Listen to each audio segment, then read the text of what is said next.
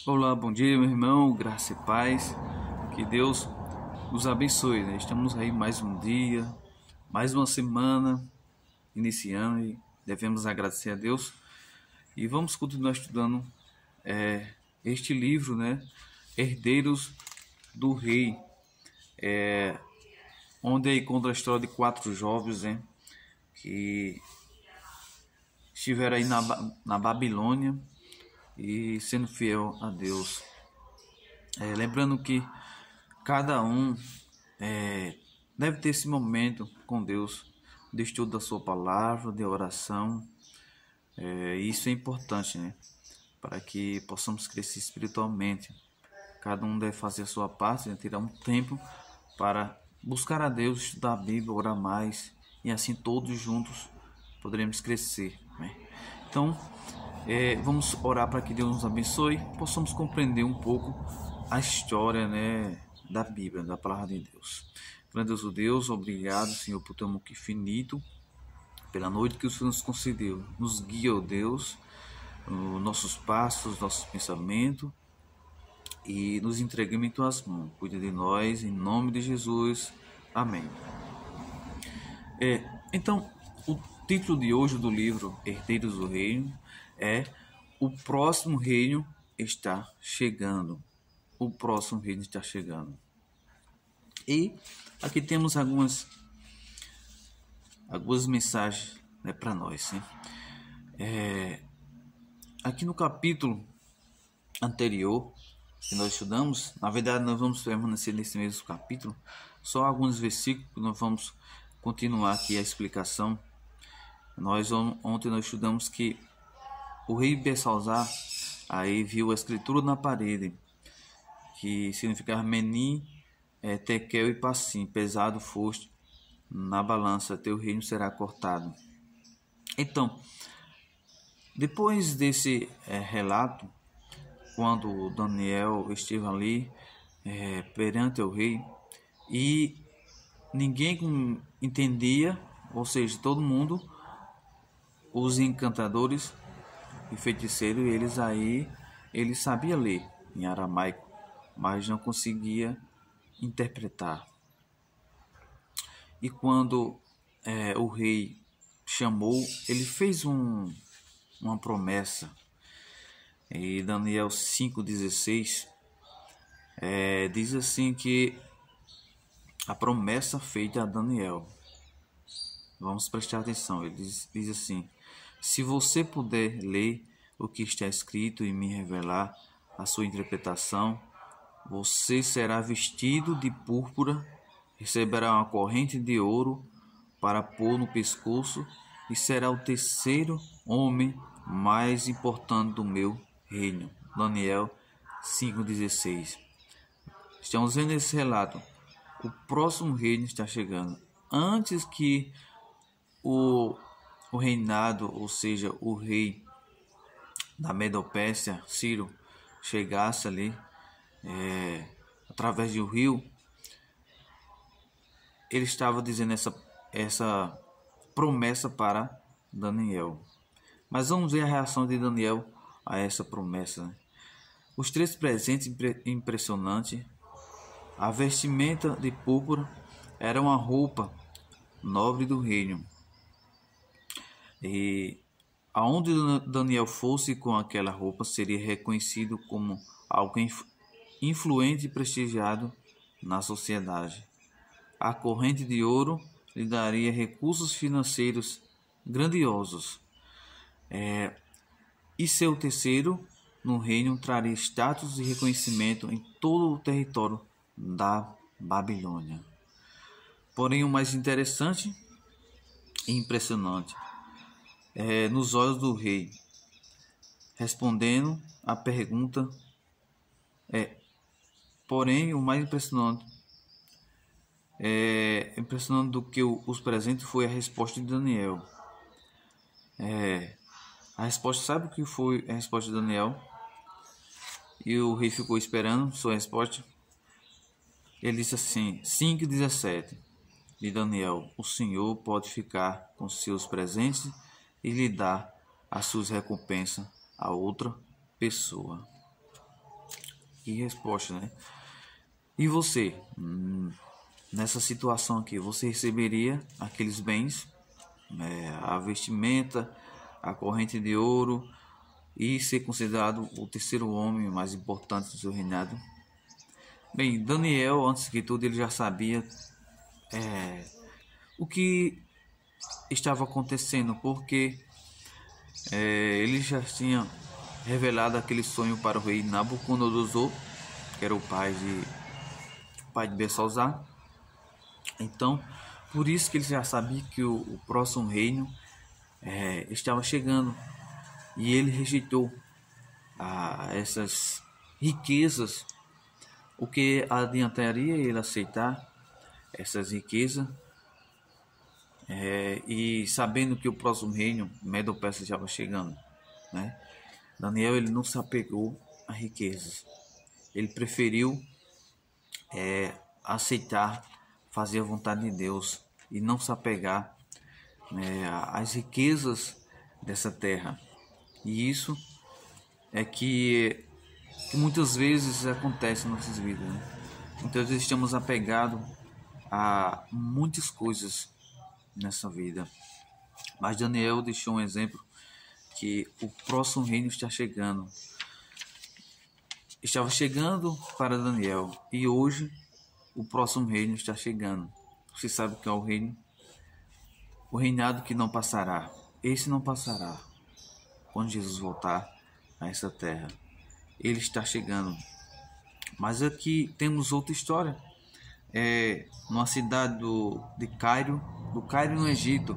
Conta a história de um jovem chamado William. E esse jovem, ele de uma família nobre, rica, com condições, ele sentia um desejo de pregar o evangelho, mas seu pai sempre incentivava ele a tomar novos rumos. É certo que ele passou um tempo na faculdade, mas ele decidiu ir evangelizar e foi para um outro local para aí pregar o evangelho. E começou a pregar o evangelho, muitas pessoas foram ganhas com sua pregação, e evangelizou muitas pessoas. Mas ele foi acometido de uma doença que o deixou muito doente. E esse jovem, história real, né? Esse jovem, ele ficou muito doente e ele faleceu. E ele poderia ter ido à sua cidade natal, encontrar seus pais, seria bem cuidado na sua terra natal, William.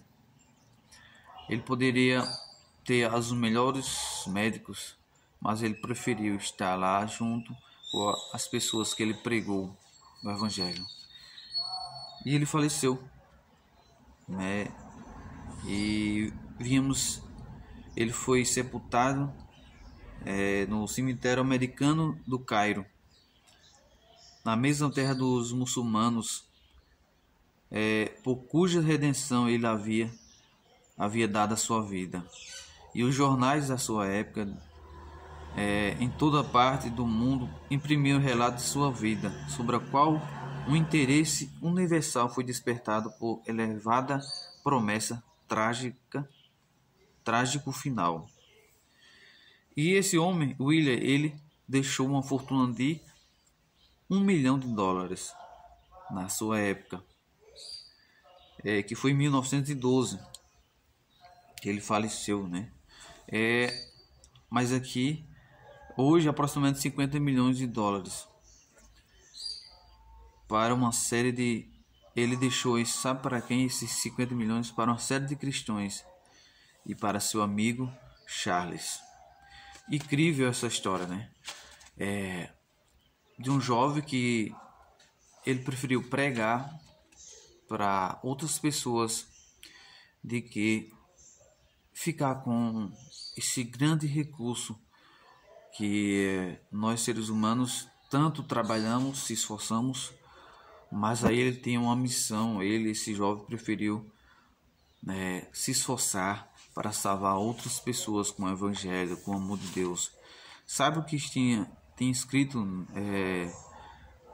no túmulo desse homem jovem que em 1913 veio a falecer? Diz assim: além da fé em Cristo não há explicação para tal vida, E foi um meio de despertar para aquelas pessoas como porque um jovem deixou riquezas, não se apegou às riquezas, mas ele preferiu aí pregar o Evangelho. Essa é uma grande verdade, né?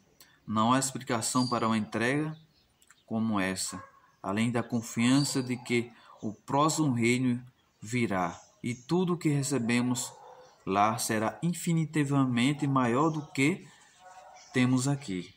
Mas a maior principal recompensa é a eternidade na casa de Deus, que nos amou a ponto de entregar seu próprio Filho. E ao olharmos para a cruz, e toda a entrega se torna possível. Mesmo que nós viemos fazer tudo aqui para nosso favor, será irrelevante quanto ao que Deus fez por nós. E essa é uma das duas mensagens dos histórias muito importantes, né? A história de Daniel aqui vemos que ele preferiu fazer a vontade de Deus, sabendo que o próximo ano estava chegando e que nada desse mundo valeria.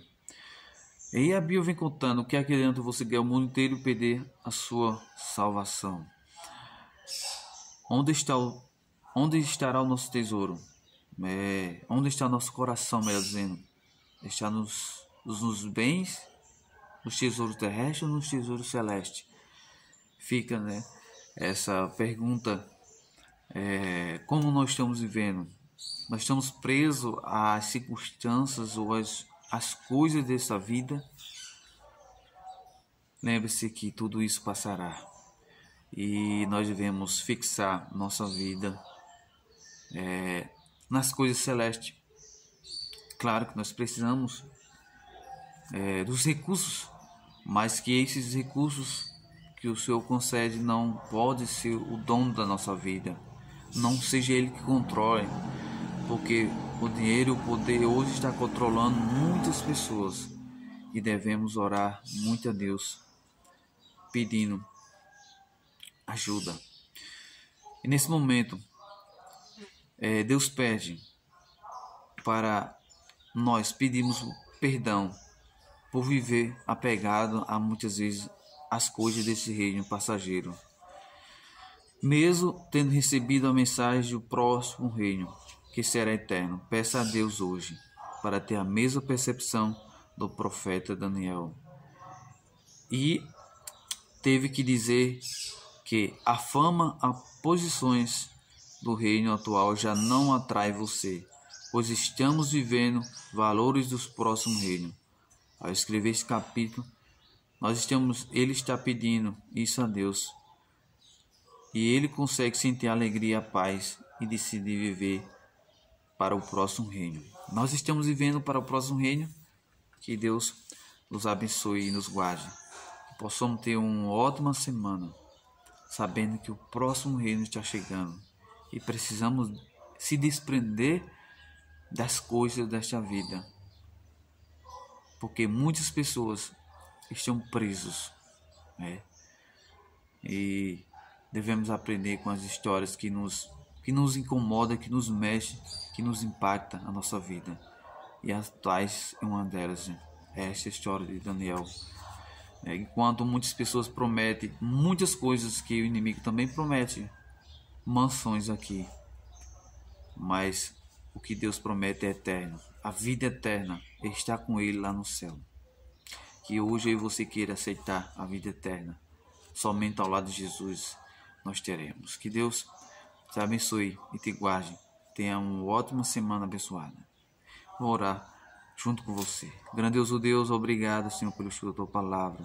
Nos dias do Teu poder, da Tua graça, do Teu amor.